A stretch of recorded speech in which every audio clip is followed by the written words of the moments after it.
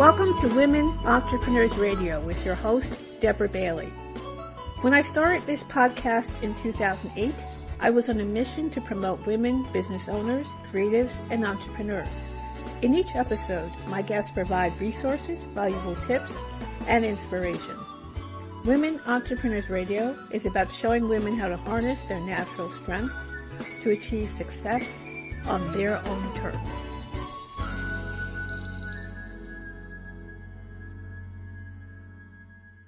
Did you know that you can find the Women Entrepreneurs Radio podcast on many podcast platforms, including Apple Podcasts, Amazon Music, Spotify, and YouTube also? If you listen on Apple Podcasts, please take a moment to share your feedback and a review. 5 stars is always great, because the more that you share your feedback, the easier it will be for the show to be found by more listeners. So I hope you'll take a moment to do that. And as well, you can stop by the blog, womenentrepreneursradio.com, and you can find extended bios of the show guests and articles and announcements of interest to women business owners. So please make sure you stop by the blog and also subscribe to the podcast on your favorite podcast platform.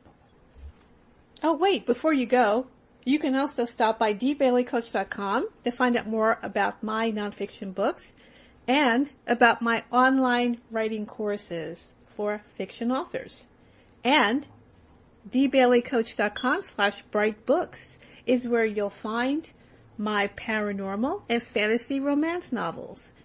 And now, let's get started with the show. Hi, everyone. Welcome to Women Entrepreneurs Radio with your host, Deborah Bailey. I'm so glad you could join us today. And I want to introduce my guest, Melissa Forziat. And she's a Southern California-based marketer, speaker, consultant, and author. She teaches small businesses how to market on a budget and helps them execute their marketing strategies, in addition to working with business organizations to train their trainers. She offers keynotes, presentations, workshops, and webinars, and her national and international speaking schedule has taken her as far as New Zealand. To date, she's delivered over 120 workshops and webinars to thousands of attendees. And before starting Melissa Forziat Events and Marketing, Melissa's career involved roles with the Olympic Winter Games, Rugby World Cup, and the U.S. Olympic Committee.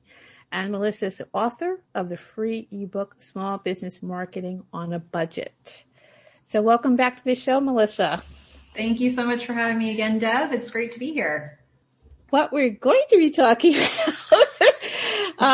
now that we're finally recording, everyone. You missed the pre-conversation, everybody. It was robust and excellent. Yes, it was nice and fun, and yes, and now we said, why don't start recording? So now we can share this with all of you. So, but what we, are going to be touching on today is about, business owners, entrepreneurs, and their self-care, and in particular, mental health, and in terms of how we can kind of come through everything that we've all been experiencing and how that impacts us with our businesses, and just how we can, I guess, find more healthy ways to cope with everything that has gone on. And maybe, as Melissa suggested, this can start a dialogue with all of you who are listening, and maybe you can reach out to others that you know and really start to maybe look at this a little differently. So Melissa, I'll start to just kind of ask a question with you, since you have done a lot of work and continue to do a lot of work with a lot of entrepreneurs out here. What are you seeing or experiencing in terms of people's stress levels and feelings about what's been happening and their businesses? Yeah, thank you for that, Deb. And I think you did a tremendous job of sort of segueing into that, because I think anybody listening in, you would know from my bio, look, I'm a marketer. I do small business marketing. I work with a small business population, but I'm not a mental health expert. And, Deb is not a mental health expert, but we talked before this and we wanted to have this conversation, not because we're experts in this topic, but because we want to have a conversation about this topic. And we want to encourage others to do so as well. So if there's anything that I say that a mental health expert wants to weigh in on, please do. I think the question that you just asked, Deb, is, what have I been seeing? And the reality is that I've been seeing very little information put out in small business circles. And I'm in a lot of different networks. I'm on a lot of different email lists, chambers of commerce, different SBA funded groups, small business development centers. And there's been a lot of information that's come out during the pandemic that's more technical, and that's business advice, things about how to apply for some of these financial opportunities and loans and grants that are coming through, and how to operationally handle a pandemic, and what the legal ramifications are, and how to market. And all of that is really important information, but there hasn't been much conversation, and there's been basically no advice given about mental health. And the thing that's so tricky for small business owners is that so many of us worked in silos before, and we're still working in silos now. And it's hard to know, of all the different stressors that we could be experiencing during this time, it's really hard to know what's normal for you or for anybody else. And I think we're dealing with a sustained level of change and stress and grief. A lot of things have been taken away. People have been taken away. Experiences have been taken away, milestones and dreams. I know a lot of people who had milestone birthdays that they had a very specific thing they wanted to do this year that they didn't get to do. And when you're a business owner, you can attach to that your livelihood. Maybe even if you've got employees or other people working for you, maybe there's the responsibility of those people that you're adding to that. And without really looking each other in the eye and saying, this is hard, and we're going to give each other some tools to deal with it. Where I feel like that's the thing we need to be doing now, and putting names to some of the things that we're dealing with, acknowledging that it is worth talking about, and getting some ideas on some positive and productive ways to cope and get to the other side of it. So I guess that's what I've been seeing. I'm seeing a need, I'm starting to see a lot more people talk about the fact that they're struggling, but not having quite the words to explain how, or maybe knowing what to do about it. And at the same time, I'm not seeing a lot of people provide those tools. So hopefully we can start to think about that a little bit more today, or at least shed some light on things to explore. That's true. And those are great points, actually, because in terms, of course, of business, and like you're saying, people have maybe foregone a lot of experiences, vacations, different things, being with family members and going out in ways that they're used to. But then you think about, well, there are a lot of those are small businesses that are providing those things and those experiences. And now what has happened, and how are they coping with those things, and how are they managing with that? What are those individual people doing? What are they going through all of this at the same time that this is kind of a global event, but then it's an individual event as well? Yeah. And everybody is experiencing it a little differently. I think there's a lot of, we've been dealing with this for over a year now. And I think that chances are there's something that you missed, or someone that you lost, or something that's happened that you're grieving. We haven't really given ourselves an opportunity to really think about that very much. And I think the other thing too, because you had mentioned it briefly, just the stress has a physical impact on your body, or it can. It has for me in the past. There have been, I really took notice of that earlier in my life at a couple different key moments, how stress that I was feeling sustained over time started to show up as physical symptoms in my body. And I was getting them checked and finding I had nothing wrong with me. And it was like, well, something's wrong. What's wrong? And then you start to realize how much your mind has control over your body, and how much of an impact there is there. And the reality is that, we're all going to experience stress and anxiety, but to have that be sustained in your body over a year or more has an impact, and it takes a toll. So I think really looking at what your options are for somehow taking care of yourself, setting boundaries, creating limits, looking for positive coping mechanisms, things that are really going to be helpful to you and not hurt you in other ways. I think it's kind of vital that we do it. And unfortunately, it's so individualized to everybody that it takes a little bit of personal thought on what it is you're actually dealing with and how you can best deal with it to get to the other side. That's true. That's great points.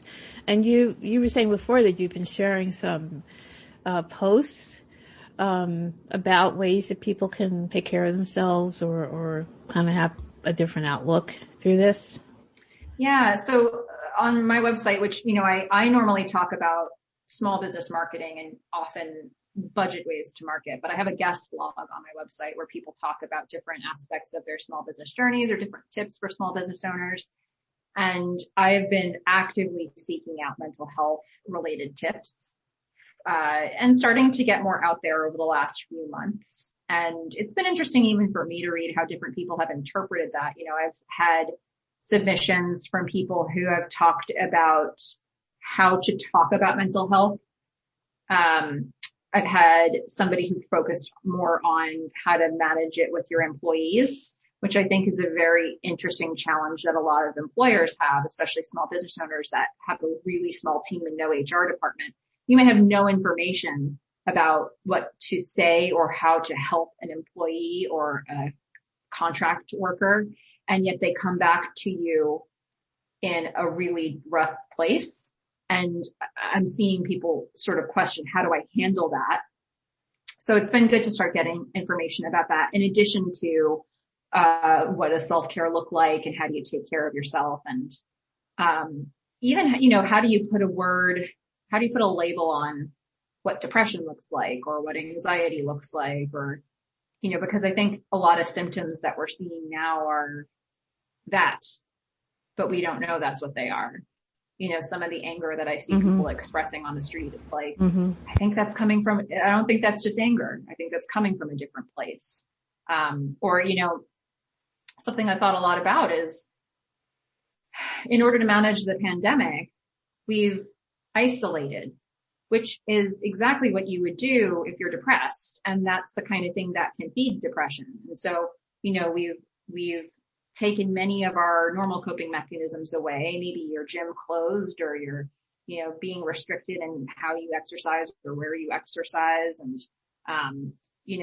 maybe some of your options for how you got your food or where you're getting your food have shifted, and you've had to look at different kinds of food sources, and all that stuff really adds up. And these are the things, we're not being able to spend as much time with people. We're having to find different ways to do that. But, is all of that the same, giving you the same quality of interaction as it would have before? So all of this stuff added together is definitely something that you do. Like, all these things are things you do when you're depressed that keep you depressed.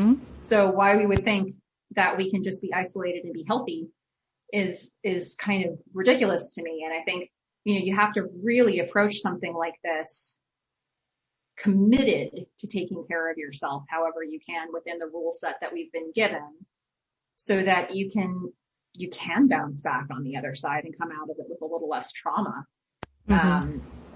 So I don't know. I mean, there's just so much to say about it, really, but I've been very thankful to have people starting to submit that information through my own site, because I'm learning a lot too in that process. Yeah. And those are great points as far as isolation and how that can also be a symptom of depression. And I really think that people not expressing their anxieties and their fears. And of course, when it comes to money, that's another layer of stress and worry and all that kind of thing as well that builds up. And you're saying someone may be expressing anger, but that's really coming from another place that they haven't even maybe realized that that's where that is, because there's all these other things that have piled on to them over this time that we've been going through so many different things. And it just kind of reminds me of two things. And I was talking earlier about being on social media, which I've been trying to reduce because not always the best place, to be, but I kind of got into the habit of being on it because of, prior administrations that you're just wondering, well, let me check to see if anything's going to explode today, or, so World War III had yet. So I was kind of in a habit of checking, and I think a lot of other people were as well, because I saw that CNN, for instance, has almost lost 50% of their ratings in prime time. Because people are like, okay, click. I can not be on edge about that. And I'm just going to breathe, I guess, whatever people are filling that time with. So I thought that was very interesting. And also, I saw on social media that Krispy Kreme was saying, oh, if you get vaccinated, we're going to give you a free donut. And there were some medical professionals and probably others scolding people about the donuts. And people were so angry, and they're like, just let us have a donut. Just stop. Yeah. Yeah. And that's kind of what I feel, that people are like, look, just stop. Just let me enjoy this thing, because I need to enjoy this thing. Yeah. Well, and I think it's important to sort of know, to have an idea of your own personal threshold and what's right for you. And, it's interesting that you talk about the news, because I guess this is a separate matter altogether, but when I was really little and one of my parents would be watching the news and I'd be in the room, I remember not necessarily listening to what they were saying, but feeling almost sick. There was an energy coming off of the TV that made me want to leave the room. So as an adult, that's not how I get my news. I get my news in ways that are not going to make me feel sick, that give me information that I need to have when I need to have it, but that don't make me feel anxiety to the pit of my stomach. And that's, I think not everybody has that reaction, to that, but I think it's really about kind of establishing what is your personal profile for self-care. And to me, that's been a big thing that I've actually had to work on. I went through a hard time several years back, and I feel like it prepared me pretty well for this pandemic, because when going into the pandemic, I had a very clear picture of what things I need to do to maintain my mental health. Mm-hmm. Because I had already worked through that. I had already experimented. I had already sat down and thought about the things that make me feel good and the things that don't make me feel good. And what I needed to do during this time was be diligent about protecting those things, whether they be boundaries that I've set and needed to maintain, or whether they need to be positive habits that I need to set and maintain. And I think it's important to think about that, because one thing that can easily happen during a time like this is, when we're going through a trauma or a scary moment, there's a tendency for people to fight, to flee, or to freeze, fight, flight, or freeze. And I have seen a little bit of all of it from people during this time, but none of those things are really meant to be sustained. Mm-hmm. To find your way to the other side, you probably need something that's meant to be a longer term solution. So, even for the people who are saying, I had a rough day today and I'm just, I'm taking it easy today. I'm going to take a mental health day. I'm going to take care of myself. Okay. That's, that's fine. But then at what point does that become, you doing nothing because you're depressed? So I think finding that way of figuring out what habits we can have that keep us as healthy as we can be for ourselves. This is a good time to take stock of that and to really look at those things and find what your options are. That's true too.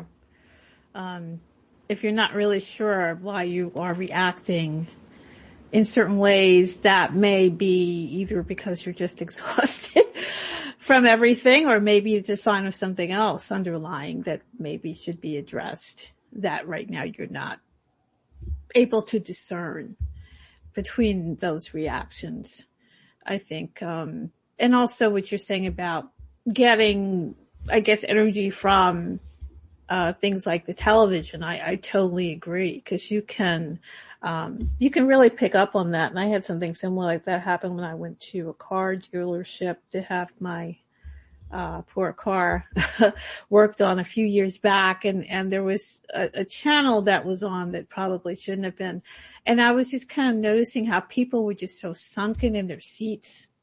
It was like air had been removed from the room. People weren't animated. And I was like, wow, this is really interesting to see how whatever the messages are coming from that were affecting people. And a lot of them may not even have thought about it, that how this is impacting people just sitting in a room who may already be stressed, because when you take your car to the shop, you're already probably feeling stressed.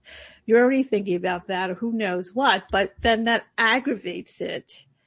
So it was an interesting experiment that, I'm sure it was an experiment on their part, but it was something that I just kind of noticed when I looked up, and I was like, wow, I'm really seeing how these things do affect you in ways sometimes you don't even think about, because maybe you're just so immersed in it that you don't think that I'm stressed. When I was in IT and working all these hours, well, everybody is stressed and everybody's tired. So you think that's normal. Yeah, we normalized that, didn't we? That was insidious what we did. I couldn't tell that anything was wrong until I think I went to for a checkup, and the doctor was like, my God, what's wrong with you? I'm like, is something wrong? Well, I'll tell you this story. So I just kind of danced over the fact that, I had experienced a sustained hard time several years back. And I had a lot of life changes happening all at once, and I was not in a great place. And I really did. I spent a couple years in that place, I would say, if I really add it all up. But I then sort of did an exercise for myself. I kind of gamified it for myself, where I said, what are the things that I do that make me feel better, that make me feel good, that make me feel rested? And I kind of made a list for myself of what those things were.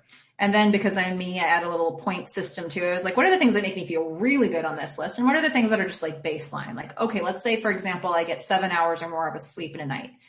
That's good. I'm going to give that a 1 point, because that's just something that it's not like, I'm not going to wake up the next day and say that was the best day I've ever had. But it is added up. It really impacts my health.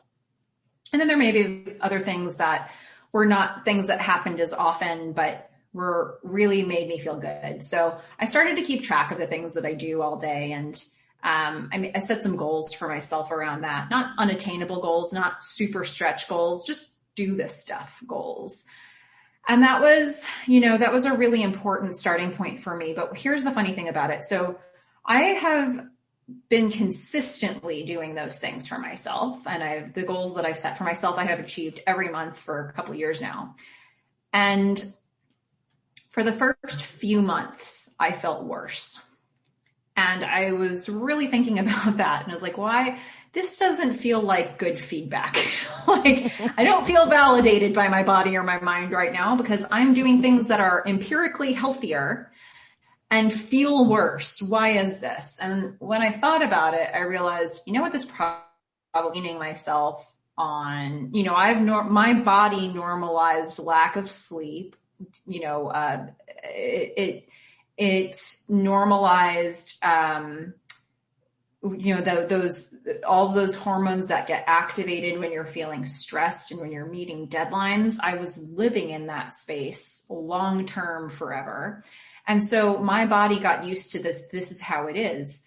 But in reality, those hormones were probably masking how I was actually feeling, which was how I started to feel when I was behaving better and creating better habits. So I had to really think about that, because it was like, you know what? It's not that I'm just feeling worse now. I was always feeling this way, and I was covering it up with all this other stuff that I was doing. So what if I now understand I feel like this? So how do I get myself feeling better from here? And it really was staying the course and just continuing to do the things that I knew were good for me.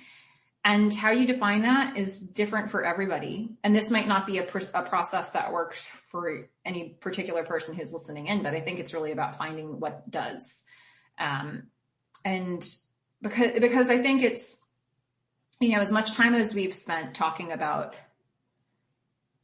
we just haven't spent much time talking about mental health this year. But I know that we've spent a lot of time talking about health. So I know we can carve this time out. And I think it's just about redirecting a little of that conversation to look at the whole picture of what it means to be healthy and make sure that we're keeping all of it on track as much as we can. Self-care doesn't have to be selfish. It's, you have to take care of yourself, and we're doing it with our bodies, but are we doing it with our minds? That's really perfectly said. Because that part gets neglected, but all of it is connected. So we can't take that part out of the whole experience and how you're moving through the world. It's not just your body or whatever else you're doing that people see, but it's also all that inner work that can be very intimidating. And that's interesting what you said about behavior is kind of covering these other things. And then you realized, oh, okay, maybe these are things I have to address, but I haven't really known they were there or haven't felt them because you were doing these other things. And I think sometimes in terms of business owners, the idea of being busy, when people say you're productive or you're busy, and sometimes maybe the busyness is what sometimes we do to cover up other things or anxieties or whatever else that we're feeling. Absolutely. So, yeah. I mean, I would say business owners have been in a really tough spot this year because, the weight of your business is on your shoulders. The weight of your employees or anybody who may be on your team is on your shoulders. You may or may not have experienced a complete business shutdown during this time. And yet maybe that's where all of your income was coming from to be able to pay rent and eat food every day. And I think there's just been a lot on people's shoulders. And the other thing about it too is I think, a lot of times from a business standpoint, it's somewhat easy to strategize when you have a picture of your timeline. If you know a beginning and an end date for, and we talk about this all the time with marketing, like, oh, I'm going to launch something. Okay, well then you come up with a strategy for what you're going to do for that launch date. But none of us have been able to work from a date for this. It's been a very nebulous thing. In fact, early in the pandemic, we were being given dates that were continually pushed back. I know that I was seeing that a lot from I was living in Washington State, and we were given certain timelines. You could expect this and this and this and then this, and here's how long we would be shut down. And then we kept moving the goalpost. And I think that there's a certain defeatist mentality that starts to happen when you get there, and it makes it really impossible to plan for anything. And we've had to plan through that. So, I think there's no question about it. This has been a stressful time to run a business, not to mention the fact that I think now as we get into more businesses opening, I think that there's a tension between this idea that opening a business is potentially harmful to your community versus, the reality that if you open your business, you'll be able to live, like if that's how you're paying for your life. So where are the options to stay shut when all the bills are still having to be paid, everything's still coming in like clockwork, and yet, we're supposed to stay shut. So I think there's this tension that's happened where, for some people they're not comfortable with the reopening idea or the process, and others are like, we have to. And there's just all this tension that everybody's having to deal with. And I think taking a second to acknowledge that it's an impossible situation to navigate and that we have to do it anyway. And, really noticing what impact that's having on your thoughts and your behavior and your body. And, like I said, for me, it has come out physically in the past where the things that I was thinking or the stresses that I was feeling became pain or nausea or headaches or, are you experiencing something like that? And if so, where's it coming from? I think just to be able to really take a moment to think about this stuff and come up with a plan for how to be healthy, is so important. And, hopefully more business owners can talk about that with each other as well, because we just don't have HR teams digging up information on this stuff for us, sending us new articles about how to talk to your team or talk to yourself. You have to look this stuff up on your own, and hopefully we can help each other do that. Yeah. Well, the things that I get sent at work usually don't say very much.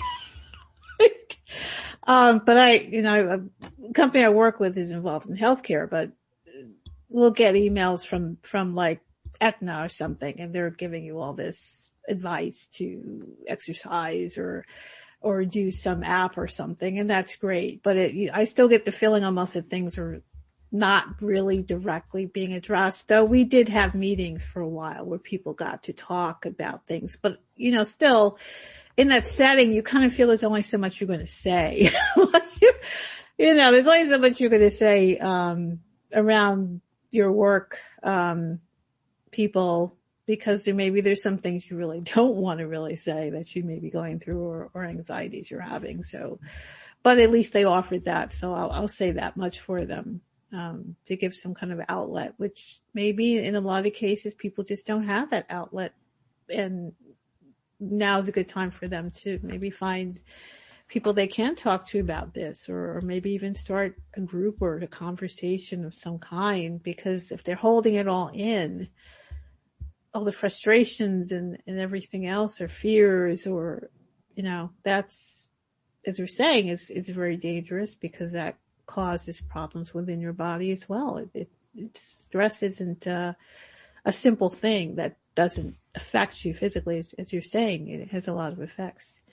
Absolutely. And when you talk about, having an outlet, maybe that wasn't your top priority a year ago when this started, but we've been living in this space for a year. So, if you don't have the resources around you that you need, start thinking about which ones you do need and put them in place. And again, it may not look the same for every single person, but this has been too extended and too prolonged for us to just pretend that we're going to rebound really quickly. I think, something I've thought about a lot is the word trauma. And I think this whole process has been traumatic. And the fact that you can turn on, social media, news, anything, or read the paper, everything is reinforcing how dangerous humans are.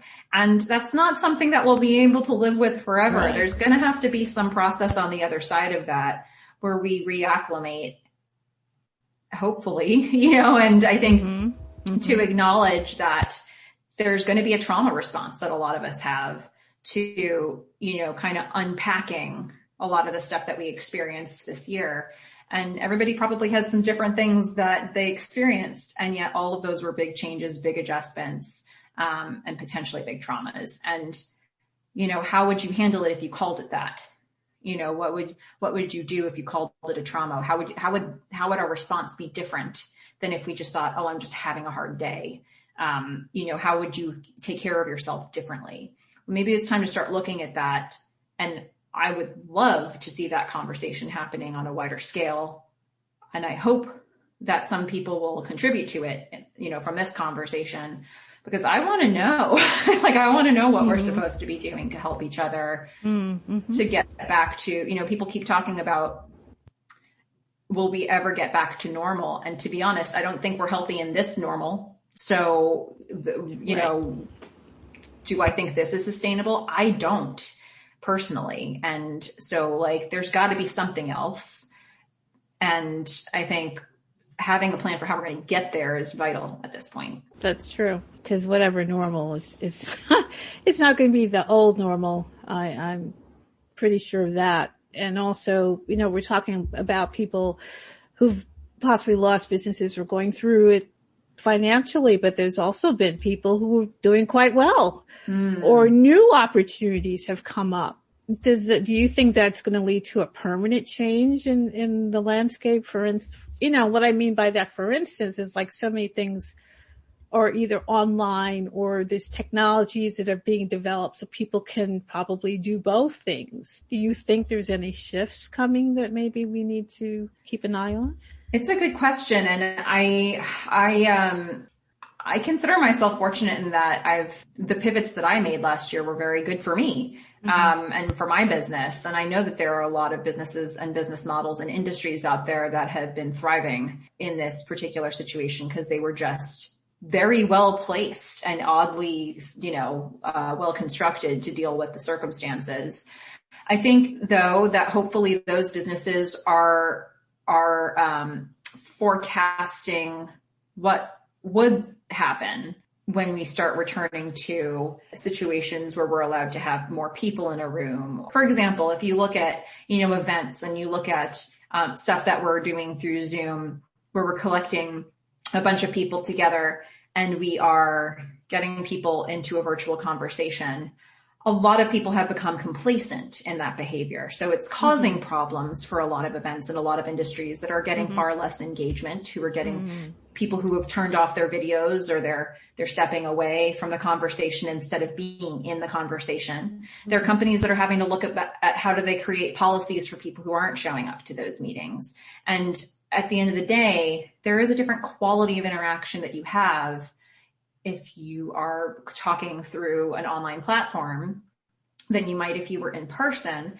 And, you know, some of us are introverted. I'm introverted. And so I've been able to be okay through this, but some people need that interaction. So we've adjusted and we've adapted, and what we've adapted to has not been a good fit for everybody. And in fact, you know, when I think about, you know, for a lot of us who are entrepreneurs, many of us were working from home long before this ever happened. And I know that for me and for most people that I know who were working from home before the pandemic, it was not an easy shift. You think it will be. You think, what a great idea that sounds like for me to be able to work from home. And then you actually go and do it, and you realize what's working for you and what's not working for you. And for some people, it could take them a year to figure out, oh, okay, but if I do a co-working space, or if I go to a coffee shop once a day, or maybe if I play an app with coffee shop noise, that'll be good. Or if I have a TV in the, like, it's amazing how many things that we experiment with to make the situation work, the situation that everybody was forced into a year ago, whether they liked it or not.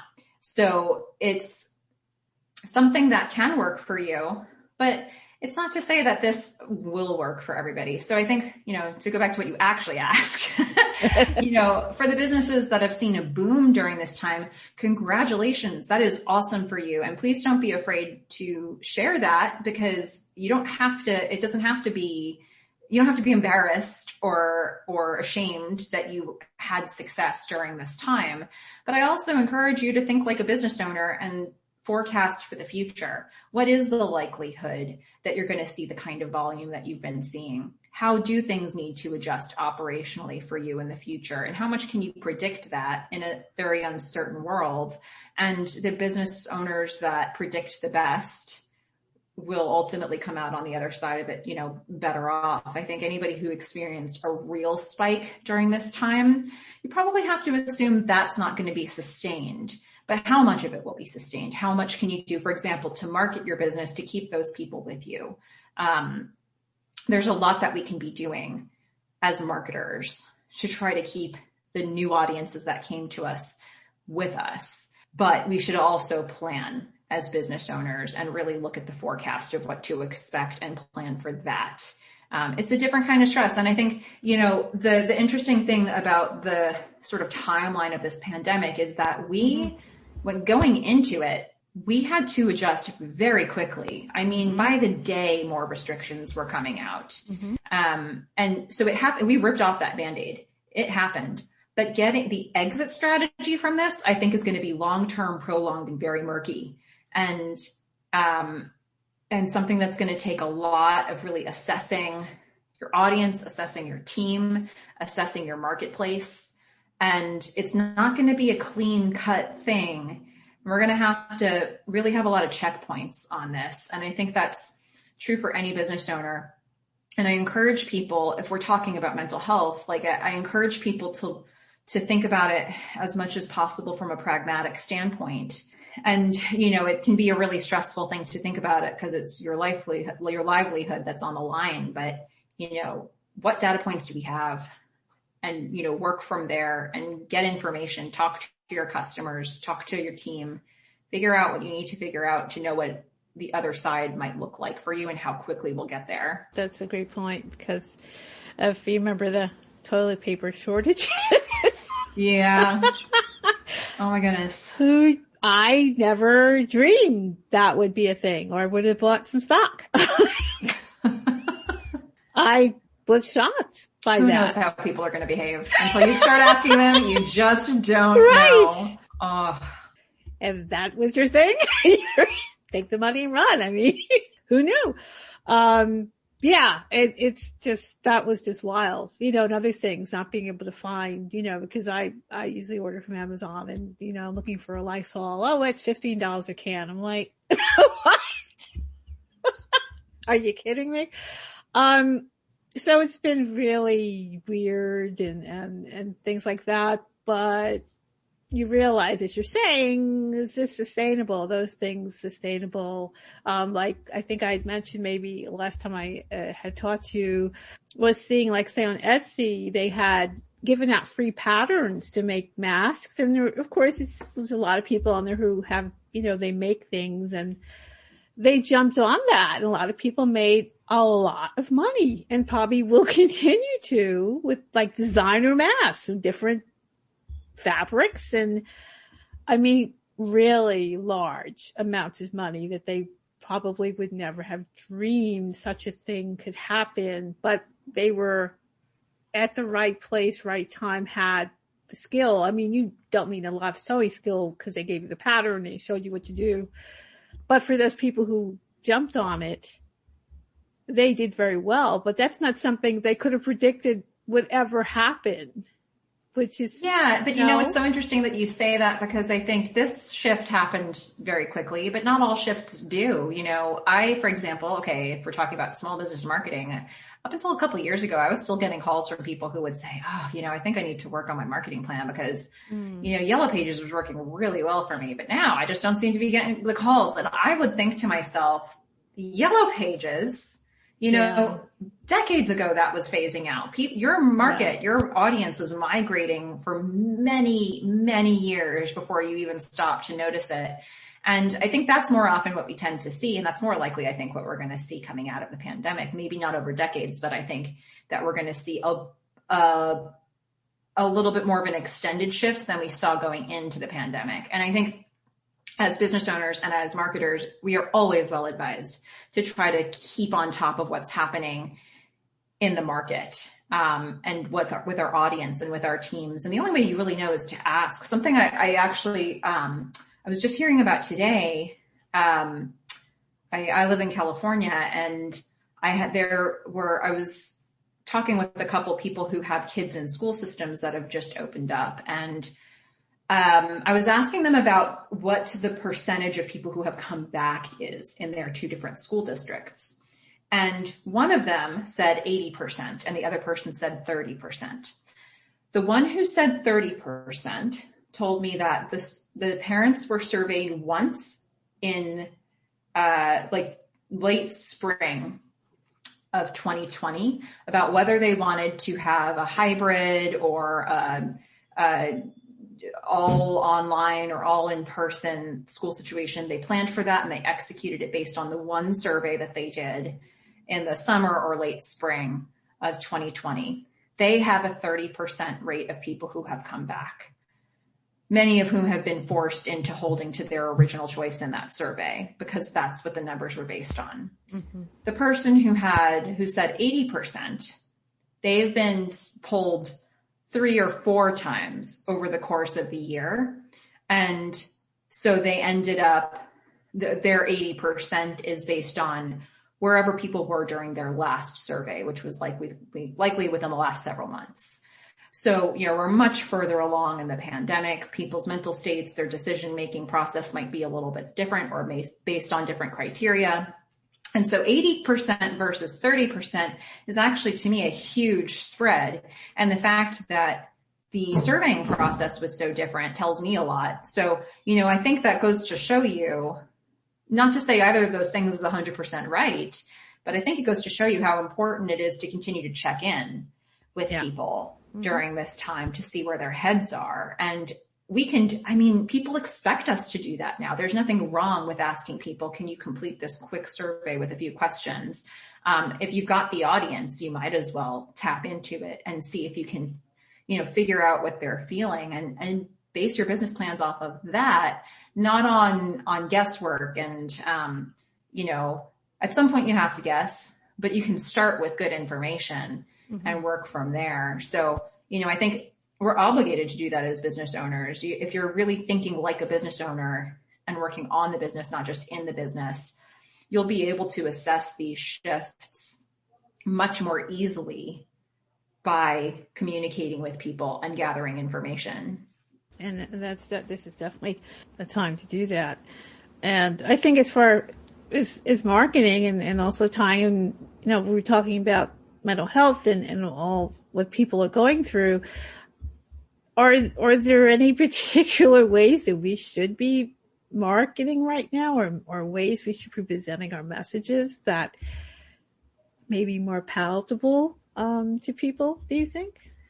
Yeah, well, I think the first answer to that is present your message. I think for the people who have been choosing to say nothing because they don't know what to say, that's actually the most problematic thing to do for your business because people don't necessarily, they're not thinking of you. They're not thinking of your business. And in fact, at a time like this, they may not know if you're still open or not. They honestly might not. So you can't just assume that people are waiting for you on the other side of this. If you've been out of sight, you're out of mind. So, I think the worst thing that you can do is just not say anything.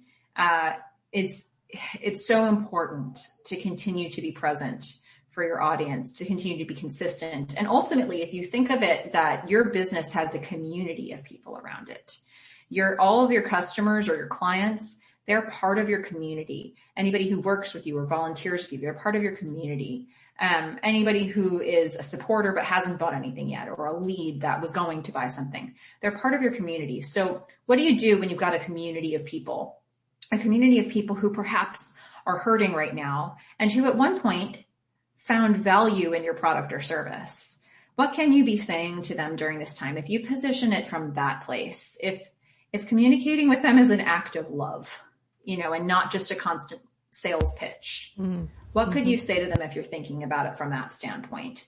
So, I encourage people to think about that because we've lost a lot of communities this year. There's absolutely nothing wrong with people who want to go out and reach out to their community and say hello, because how many things like that have we lost this year? So I think that's really a key one to bear in mind. And I think when it comes to what you do or don't say, I do think it comes back to how much of a read do you have on how they're feeling? Can you ask them so that you have a better idea how to talk to them? If you feel like you need to approach it with kid gloves based on that information, you can do that. Maybe you need to be careful about the sales messages, but just community build.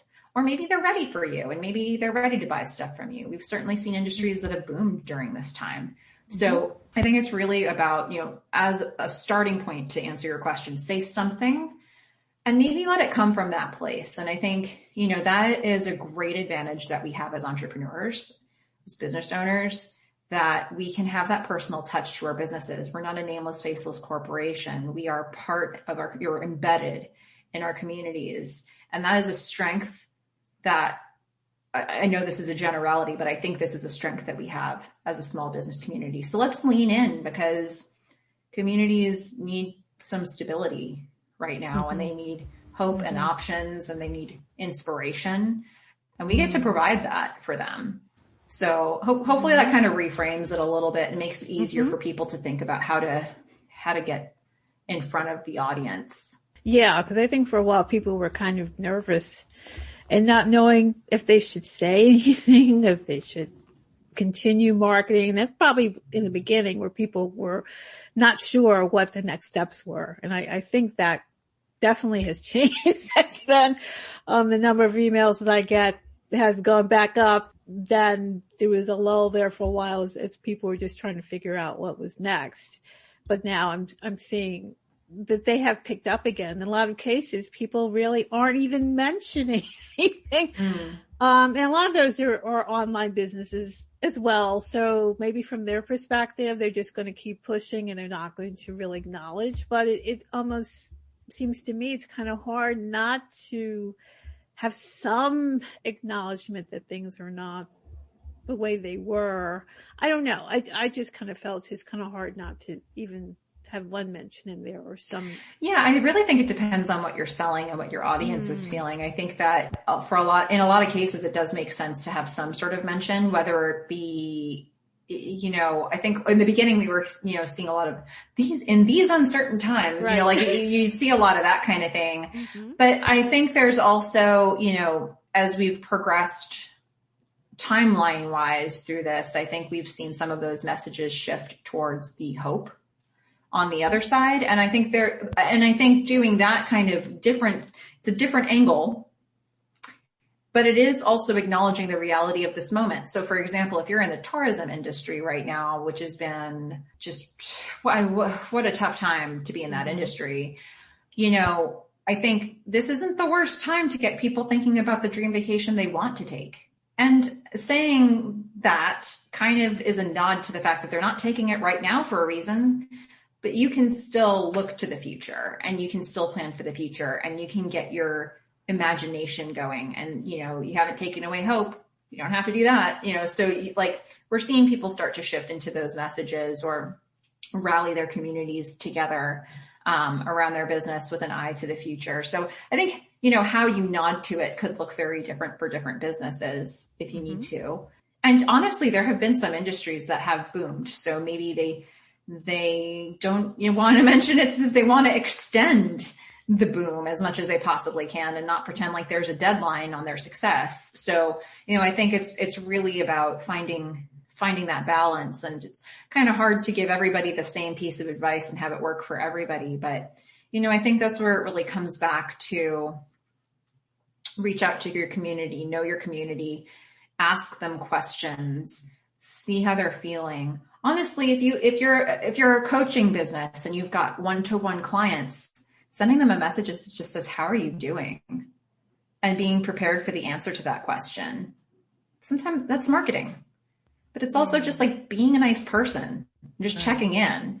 And, I think all of these things are, a lot of these things blend into marketing, but, not only does sort of reaching back into the community help your business, but, that community spirit is also something that, as we've been talking about mental health, just knowing that other people are out there and that some of these institutions and businesses and community figures that you relied on before, they're still there. That can be a relief to people. So yeah, I think, hopefully that gives people some direction on how they want to get out there. Yeah, because I think that's a question for people as well as to how they should do it. Is there a certain way? And also, people are afraid of feeling like, oh, I'm coming across in the wrong way. But as you're saying, it's kind of how are you presenting what you're doing and not being obnoxious. You're not purposely trying to be obnoxious or disregard people's feelings to begin with. You really are sharing with them. So it is a different way of how you're going to approach it and maybe just not look at it as, oh, I'm afraid and now I'm not going to do anything. Yeah. And who does that help? At the end of the day, It doesn't help your business, doesn't help them. You staying silent does nothing for anybody, but you saying something, especially with compassion, could help everybody. So, if we frame it like that, what's the downside? Like, I mean, I know there's a risk here of like, well, okay, well, what if you don't say the right thing? But we're all trying, Right. nobody has That's a roadmap for this. And I think, I think that there's a certain forgiveness in that we may not have had before too. So, if you don't get it exactly right, but your heart was in the right place, well, then that's your answer. If somebody has a complaint about what you said, but for the 90% of people who did feel gratified in seeing that message from you or knowing that your business is still there, that's, you don't need to have a crisis communications message for every single thing.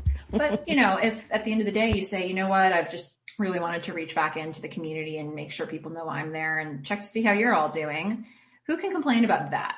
I think at the end of the day, whether you come in with a really hard hitting sales message or not may be different depending on what your industry is. But I think a lot of us who have continued to message throughout this pandemic shifted in the beginning into information, shifted into community giving. A lot of people shifted into making donations when they could do that. And I think it was a very different type of thing we did months ago. And I think we've been shifting out of that. And I think it's okay to sell in a lot of industries. Not everybody is going to be able to buy. And that's always true. But you're there for the people who are, and you're providing, if we're good marketers, we're providing value in as many ways as possible, just to keep people in the loop. So I think, finding the way that you can do that for your business is important, because otherwise you won't have a business on the other side of it. And, if people think that your business is closed or doesn't exist anymore, they can't buy from you. So, just making yourself present and available. We only have downsides if we keep to ourselves and we stay quiet. Yeah, those are great points that hopefully people will follow through on and not stop themselves because they're so afraid that they're going to do the wrong thing. Then they don't do anything at all. And that kind of going back to what we were saying earlier, that's the freeze response. Yeah, that's true. The not knowing what to do, that's a freeze response. That is a response to a scary situation. And it's not something we're meant to sustain. That's something we're meant to pass through. And so, how can you break yourself through on the other side of that and get back to something that's going to be more productive for everybody? And, just trying to find that is really the critical thing. So if you're somebody who's been stuck in a freeze response for a year, I really, really ask you to examine that. And I think what I ask you to do is find somebody to talk to, a bouncing board, a mentor, a friend, therapist, whoever you're talking to figure out how to get into a forward moving place from where you are. And sometimes, honestly, just having a mentor or a business coach or somebody that you can talk to can really shed some light on your options. Because the freeze response doesn't really get us anywhere. It's there for a reason, for a moment, and then hopefully the threat passes. So, we have to start doing that for ourselves. Right. That's true. I think that's another great point. That's not really sustainable over the long period of time, and just acknowledge that and move forward with it. So I think those are excellent points. So Melissa, can you please let listeners know where they can find out more about you? Absolutely. So I have a website, melissaforziatevents.com. My business is Melissa Forziat Events and Marketing. Obviously, most of what I talk about is small business marketing. We've talked a lot about mental health today, but marketing is what I do, and mostly marketing on a budget. So if you're looking for advice on how to do that, I have tons of information on my website. But I do want to say again that obviously this conversation, we spent a lot of time talking about mental health. Clearly, I'm not a mental health expert, but I would love to hear from people who are. And, I know, Deb, you have your podcast and maybe there's a forum for them to hear, but also, I have guest blogs and I'm always inviting people to talk about tips for business owners, and I'd love to explore more mental health topics. So if you agree or disagree with any of the things that I said today, share more. Tell us more. Please do. I'm not talking about this. And, selfishly too, because I want advice on how to get myself to the other side and the people that I love, and the businesses that I love. So, hopefully, if you need marketing advice, come to me. If you need mental health advice, maybe other people can come forward. on that and put some good information out there. I think that's great for people to just reach out and just do what they can and not feel afraid to admit that they don't have all the answers, or that they can't just power through everything, because that's not really healthy to do, and not beat yourself up because you feel like you really need help or you need someone to talk to. Cause that's not weakness, not at all. I think it's important for people to realize that, and just take advantage of what you can, the people who maybe you can talk to, even different apps, because I know there's an app that I have on my phone called Insight Timer, and they have a ton of meditations, and they have workshops, and they have live things, and they have like yoga and tai chi and all these different things on there that you don't even have to pay for it, unless it's classes. You may want to, pay for a class or something, but there's a lot of free content on there as well. And if it's just listening to a meditation or something that helps you in that moment, then that's the best that you can do in that moment, and that's what you do. And that's great. Awesome.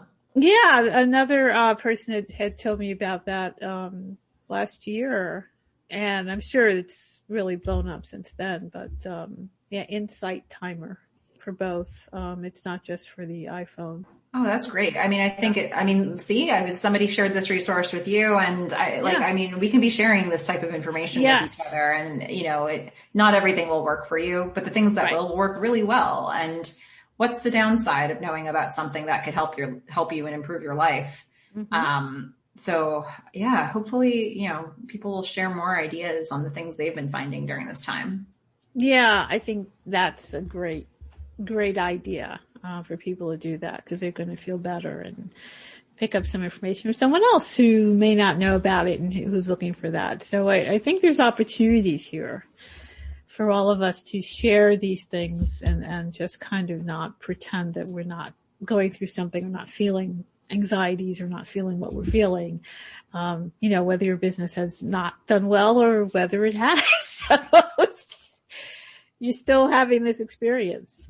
So it's Absolutely. what we really have to accept and not beat ourselves up about, I think. Absolutely. I'm so glad that we took the time for this conversation today. I hope that if it helps even one person think a little differently about where they are and how they want to move forward from it, it was absolutely worth it. So, but hopefully this information will be helpful long after the pandemic is over too. Yeah, I think that's the thing, for us not to lose whatever we may get from this and you learn from this, that we also can move forward and realize that taking care of yourself and being in the moment, which is hard to do sometimes, self-care, and maybe not procrastinating on things you really want to do because you think there's always more time, or you think I'll always be able to get to this, and maybe you can't for some reason. Now you can appreciate when you can get to it. And you can share it. Oh, now I know, how important this was. Maybe that's also something that's going to be helpful for people to realize once they are able to participate more in different things. I hope. Yeah, I hope so too. Yeah, that might be a different way to look at things as well than we were before. So, well, I was going to ask for final thoughts. I don't know if you feel that was a final thought. I guess it's, I feel like we've had a whole podcast of final thoughts, just over and over again, just final thoughts. But no, I think, if you're feeling challenges right now, if it's a hard time for you, that makes a lot of sense to me. But what can you do to focus on your mental health and to make sure you're really checking in and finding solutions that'll make you feel better and that will make you healthier? So, hopefully that conversation has been started today. And if it hadn't already been started for you, and I guess my final thought, Deb, is thank you for doing this, because, I know that you have a lot of people in your community who probably needed to hear this. And the fact that you're making space for the conversation is pretty awesome, because not a lot of people are. So I just am very thankful to you for being receptive to having a mental health conversation, even though neither of us are experts. and, just putting ideas out there and getting some people thinking. Well, thank you for that. And yeah, it just seemed that I kept seeing these things pop up, and knowing how I was feeling, anxious, and of course, you're not knowing what is going to go on, and feeling there's got to be other people who are feeling some similar ways, and seeing the effects on business and everything. And you realize, well, there has to be more conversations about this that people are having in some way, connecting with each other in some way, I think. And, that's kind of what had me, really thinking about that. And I guess real quick, last year when this had started, and a lot of the publishers were like putting off their big launches because they usually send people out to bookstores, and it was all this panic. And people who self-publish are like, but we're always doing this kind of marketing online because we don't have the bookstores to go to. So we're doing these online events. And, you're seeing these articles, well, how authors could market online. I'm like, there's a whole group of people out here who could teach you this. And it was like they had never discovered this before. And I'm like, wow, this is like a whole other world that suddenly discovered this other world we've all been on. Yeah, it's like, thanks for joining us here. We've been here for a while. Yeah, I think some of us were thinking that, especially those of us who were already working virtually. Yeah. It's like, okay, thanks everybody for coming to our turf. It's like, okay. If this is the solution, I'm fine with that. I already have the accounts. Yeah, it's been interesting to see how this impacted different people in different ways. And I guess you just deal with what situation you've got, and you deal with it the best you can. And I think the good thing about mental health information and putting it out there is that probably everybody at some point is going to need resources and tips and ideas, and to know that they're not alone, even if that time is not now. So, just to get that out there, I think, maybe you don't need it today. You bookmark this conversation, you come back to it on a day when you're feeling not like the top of the world. And I know that happens a lot for us in business, especially when we have not a lot of outside input. So, I think the things that we're saying today, they're pandemic specific, but they're also really not. And, taking care of yourself is important regardless of when. Definitely. And and I, like I said, with that and people who, a couple people I talked to, actually interviewed, who were going to, have their book launch, and then there's just disappointment.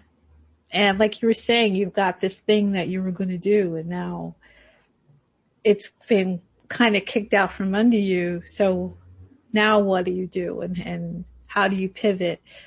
And all this reaches into just about everything that people do in some level, whatever you're a creative business owner, whatever you're doing. And then that leads to other stresses and depressions and all the things that come from the disappointment or the loss or a sense of loss. And all of that's tied together with it, whether you've lost something, you think you've lost an opportunity, or you've lost, someone, or maybe your health has been compromised. I mean, there's just a lot of layers to these things. And we just have to realize that, okay, we had that experience, but don't just sit on it and have it tucked away in there, because it is going to be destructive if you don't find a way to work through that loss, or whatever it is that you felt, that disappointment that you may have gone through. I couldn't agree more. Yeah. Yeah. It does affect so many things. And when you start to think about it, it seems immense, like, oh my God, but it does. And that's why I think we really, in general, have to have these conversations if we can, to get through this. Well, thank you for having this one. Yes. And thank you for joining me, because I really appreciate that, because everybody's not really going to want to. Everybody's not really going to want to go there. So I'm just, I appreciate that you were able to take the time to do that. Yeah. Yes. Well, we were just feeling our way through it, but hopefully some people get some good information. Yes. I certainly hope so. I think they will. So, all right, everyone. This has been Women Entrepreneurs Radio with your host, Deborah Bailey. And I know you've gotten a lot out of this show, so please make sure you share on social media, and please visit Melissa's site and check out what she's doing, and take her up on her suggestion. If you got some things that you like to share, I think that would be great. So take care, everyone, and we'll see you again next time. Bye. Thanks for joining us. Don't forget to stop by womenentrepreneursradio.com to read extended bios of the show guests, and also find links there for their websites and any offers that they have shared with you. And stop by our Facebook page at facebook.com/womenentrepreneurs.